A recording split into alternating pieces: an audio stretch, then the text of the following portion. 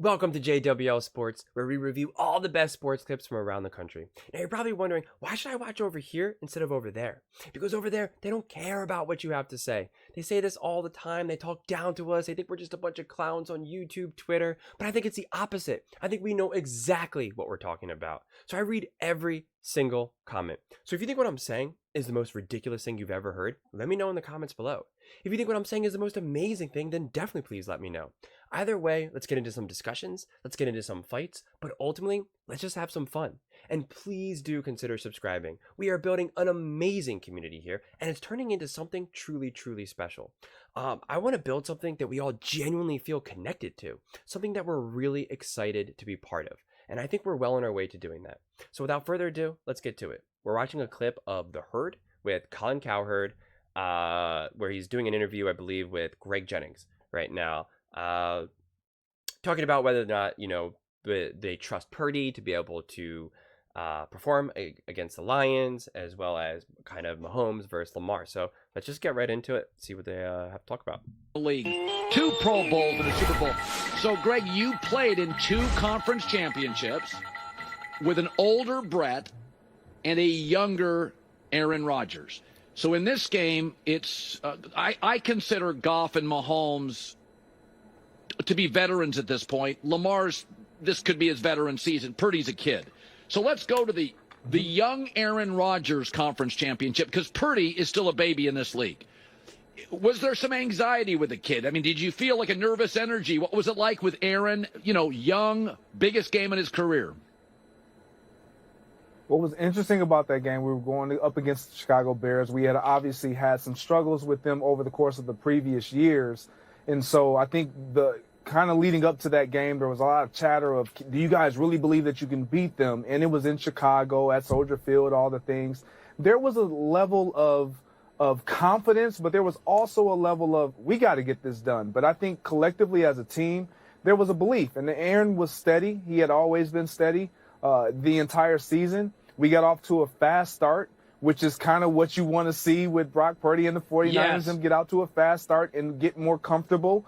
That's what happened with us. And then the Bears settled in, and then it was like, that shoot moment happened, but we were able to kind of counter and hold on to a victory and end up getting to the Super Bowl and winning it. I think what separates the difference between a quarterback who's pretty good and the great ones, we've seen this with Mahomes, your ability to play from behind. Mahomes, Brady. And then when you get to Brock Purdy, trails in Cleveland, trailed against Green Bay. We've seen this a little with Dak in his career. He's not the same quarterback trailing. Baker Mayfield. Doesn't mean they're not good. But Green Bay, one of the reasons I thought Green Bay was going to give San Francisco trouble, because they were a great first quarter team. Well, because they have an offensive coach. Well, Ben Johnson, that O-line, and Jared Goff have been a very strong first quarter team. And I think it matters. Yep. You tell me, getting a lead in a big game, Greg, home or away, and you're up 10-3, and you feel in control because you went off the scripted plays, does that thing have a reservoir? Does it? How long does that carry over? How important is it?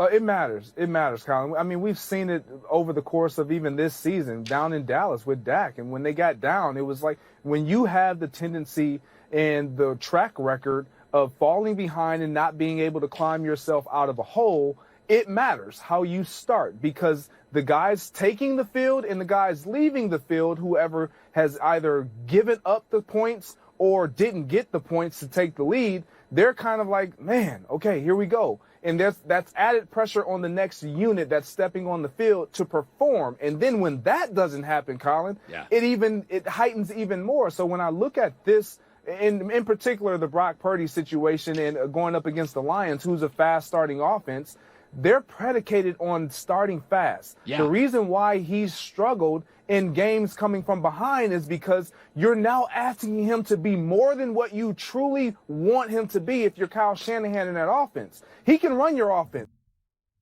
So that's a point that I really want to bring up, because that's something that people are getting very angry about when we talk about Brock Purdy.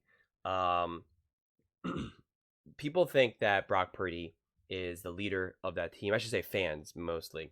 That Brock Purdy is the leader of the 49ers.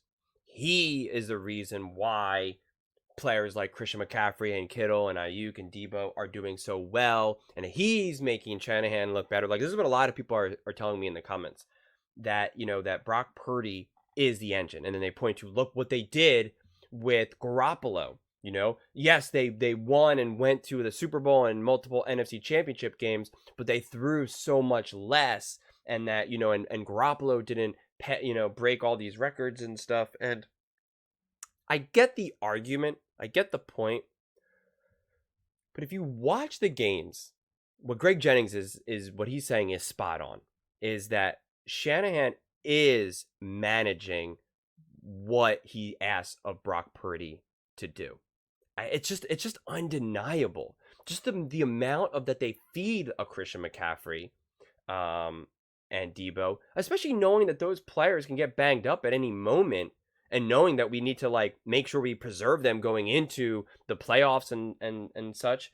That I think it's just very telling that he's not Shanahan doesn't just think that he can just send Purdy out there and just he can just run the offense and go off script and just do whatever he needs to do and can win those games. Again, that's not to say that Purdy isn't good. It's not to say that Purdy isn't great or that Purdy one day won't be elite. That's not what I'm saying.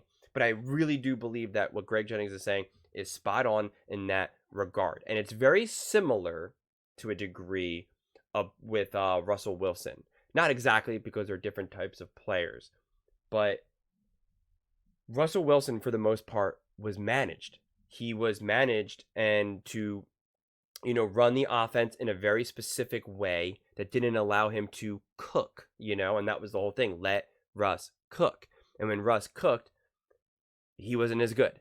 And the Seattle Seahawks weren't as good. And the Denver Broncos weren't as good. And that's exactly then what Manning was able to, Sean Payton was able to do when he became Russell Wilson's coach. He started going back and saying, we're not going to just let Russ cook. We're going to manage Russ, and we're going to put him in positions to make high percentage throws and do these things and minimize mistakes. And to me, that is Brock Purdy's greatest strength, is minimizing mistakes. And I believe that that's partly because of Purdy understanding the type of player he is and knowing his capabilities, because I don't think he sees himself as being able to do what a Josh Allen or Patrick Mahomes can do with his, just his pure athleticism and skill set.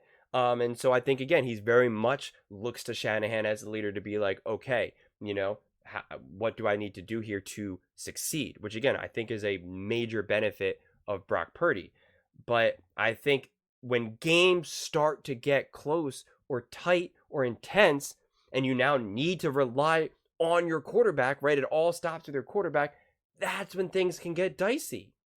So a lot of people ask me, what do I need to see for Brock Purdy to be, to be considered to be, elite? I need to see a few things, and one of them is him really clearly leading that team, at least in a game where they're asking him to go out and win that game, and he's doing it, right? When you watch a Patrick Mahomes, when you watch a Josh Allen, when you watch Tom Brady, there's moments in those games, if not the entire game, that it feels like you're like in a movie or a video game or some dream sequence where it's just like everything's in slow motion and you're just watching them be great. You're just watching it all come down to them. And especially with like a Patrick Mahomes, I'm sure I've triggered a lot of people by mentioning Josh Allen, but let's just say Tom Brady and Patrick Mahomes then, because if you're triggered by that, then I don't know what to say to you. But it's like, wow, it's like literally magic. Again, it's like a Disney movie. You're watching everything in slow motion and you just know it's because of them. It's because of who they are as athletes, competitors, and just, my God, it's unbelievable. That's when you know someone's truly elite, when you're just like, this guy is single-handedly winning the game right now. We are yet to see Brock Purdy do that. It's not to say Brock Purdy hasn't played great. And again, people always want to point out games that they're blowing someone out. It is so easy. Any athlete, I think a lot of fans who are non-athletes just don't understand this. And I understand because you haven't played. So I get it. It is so easy to be really good when you're having moments when you're really good and blowing out a team. It's the easiest thing ever. Seriously, it is the easiest thing ever. And it's so easy. That's why teams get so defensive about running up the score or making us look bad or things like that. That's why it's such a whether it's baseball, basketball, football, soccer, it's always like, you know what you're doing is wrong because you know you're dominating us right now and you know we can't stop you for whatever reason, and now you're just, racking up the points. And so that's why it's like seen as so insulting, because it's like one of those things that's not only an imbalance of either skill between one team versus the other, or just that like this team is amazing, right? I mean, or is just playing unbelievable right now, and the game has gotten out of control, and now for whatever reason nothing's going right for the other team, and now everything is just kind of compounding. And so we've seen Brock Purdy really succeed in those moments, and it's like, but that's really easy to succeed. We see backup quarterbacks succeeding in those moments, but we have to see true moments of excellence, of true moments of leap. In fact, and this is not a hyperbole, you know what? No, I'm going to save what I'm about to say for my First Things First video one day, because I see that they're also talking about Brock Purdy. I'm going to save this. It involves another quarterback who won a Super Bowl, I'm just going to save it. So yeah, let's watch a little bit more of this. But when you start to ask him to throw the ball 35 plus times, 39 times against the Green Bay Packers, which we saw, and we know how that looked. Yeah. Yes, he had a drive that allowed them to overcome it. But when you are shouldering your game plan on the likes of Brock Purdy, that is not the recipe for their success, and it has not been since he's been under center. And it's the same thing with Dak Prescott, right? There's the one stat that the Cowboys are significantly worse when they ask Dak to throw over, I forget what it is, 35 times, whatever it is. Whenever Dak is throwing a lot and racking up a lot of yards, they're not doing. They have a worse record than when he doesn't. And guys before him being under center in that Kyle Shanahan offense. So here it is. Jared Goff has a 108 passer rating in the first quarter of this season. The Lions are the #1 total offense in the first quarter, including the playoffs. So just like Green Bay, the way to beat a team that's talented when you're the road team, get a lead, take the crowd out of it, put a little heat on the other quarterback. So that's what Green Bay did, and we thought they would do. This is exactly, Detroit and Green Bay are great first quarter teams because they got very good, clever play designers and play callers. So I want to go now to your conference championship with Brett Favre, the older Brett Favre. So this is a Mahomes moment. He's been in a lot of these. He's very experienced in these. When you went to that conference championship with a guy in Brett who'd been in dozens and dozens of big games, did that feel different? It did, because we were relying on what he was going to provide to be the difference. And it ended up being the thing that kind of... Boom. That's exactly right. You're relying on someone like a Favre to be the difference, and that is something that a Patrick Mahomes has such the benefit of experience that a Goff doesn't have, Brock Purdy doesn't have. Right now, currently, there's only a few quarterbacks that have. Jalen Hurts, technically, because again, he did it in the Super Bowl and to get to the Super Bowl. Joe Burrow did it in multiple games. Josh Allen, and again, it's not to say that these means that they succeed all the time, because you can lose. And I think Greg is about to say that's the thing that actually ended up hurting them, but that was also because Favre was near the end, so it's a little different versus when you're near the end versus when you're in your prime, of course. But I think that is something that, again, the 49ers aren't going into this game saying, all right, we're relying on Brock Purdy to get us there, to lead us there. Hurt us in the end in overtime. Yeah. And we honestly, we thought we were just simply the better team, like from top to bottom. That Giants team coming into our house in Lambeau, it was cold. It was all, it literally all was laid up for us and how we in history would like it to be as the Green Bay Packers. And it just didn't happen for us. We couldn't get it going on the ground. We couldn't get it going in the passing game. And it started to be kind of this grudge match, grind out game. And when you start to get in those type of games, you give the other team life. They start to believe that, oh, we can actually win this game. I'm not saying that the Giants didn't believe that they were coming in with the mindset that they could win that game from the jump.